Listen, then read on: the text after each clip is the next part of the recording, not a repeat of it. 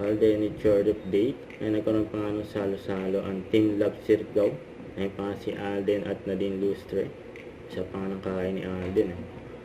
Ay pinagkaguluhan pa nga si Alden dyan sa event bilang OWA Ambassador sa SMS Convention Center, OFW, ang Kabuhayan Expo 2026. At in-interview pa nga si Alden.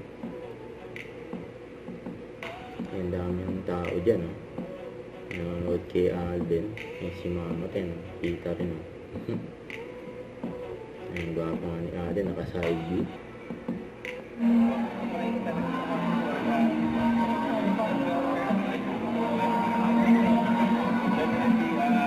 That's why we're given this platform, kaya tayo bigyan ng information award is for us to be a platform for our kapatid.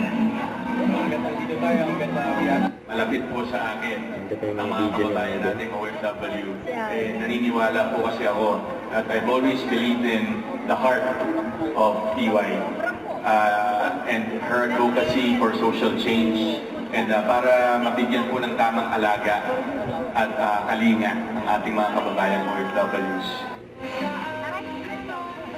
Panakpakan po natin ang ating mga kaibigan from OWA, ladies and gentlemen, OWA and TY.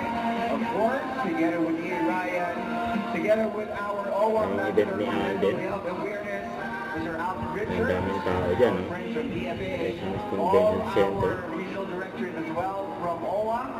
Acting, of course, is here with us as well. Again, don't forget to subscribe, click the notification bell for my update. This is Richard, the Action Lag. Stay tuned for more videos. See ya.